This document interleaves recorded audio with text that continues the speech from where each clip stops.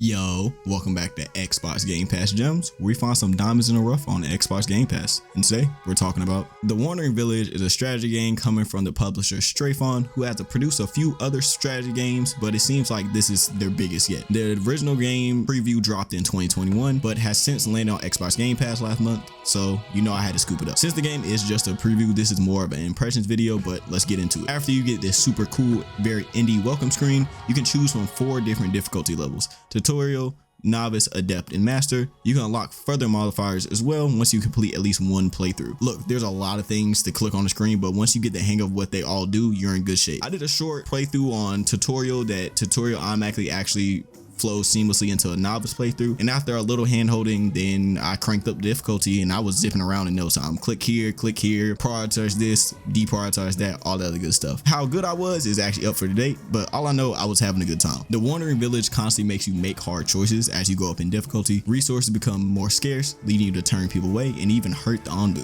which we'll get into it in a second. I have first-hand experience with letting too many people in without paying attention. I didn't realize we were lower water because the upgrade I made automatic, but it decreased in efficiency, when in turn made it hard to plant plants, and I didn't have the right crops. Long story short, half my village may or may not have starved to death. But let's get into the story.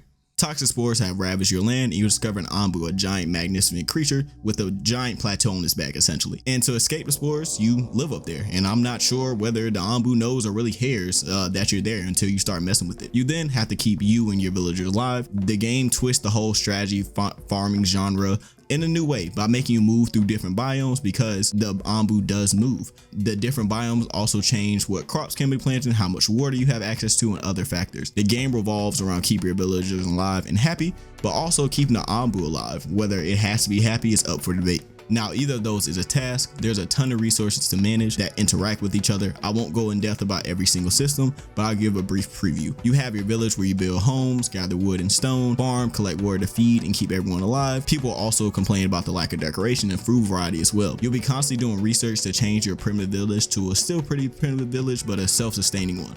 You also have your interactions with the Anbu, who at first doesn't listen to you, but through research and trust, you can get to eat, sleep, or take any direction you want. Your interactions aren't always positive. For example, you can give the Anbu a laxative because you can also collect fertilizer. Nasty, I know, and the Anbu isn't the biggest fan like most people wouldn't be, and trust is decreased. You can also farm the horns on the Anbu's back for stone, which hurts the Anbu, but if you have to build a new scavenger tower, so be it. This all happens while the Anbu is moving through different biomes, periodically sleeping, eating, and defecating. You can also run into crossroads where you can hope the Anbu goes the right way when you don't have enough trust or the proper research. There's also ways to go beyond. The scavenger tower is probably my favorite building. You venture out the mines, shrines, dunes, and other areas of interest on the map to bring back materials and knowledge. And knowledge is how you research bigger things, such as like a quarry and things like that. Also, they bring back choices from time to time, which may lead to you losing your scavenger crew, but gives a tempting risk reward type situation. There's a myriad of systems game to keep you busy. I know I enjoy myself. If this is your kind of game and it's your jam, you'll fit right in. And also in the opening cinematic, you see a dead Anbu. After you play the game, it makes you think,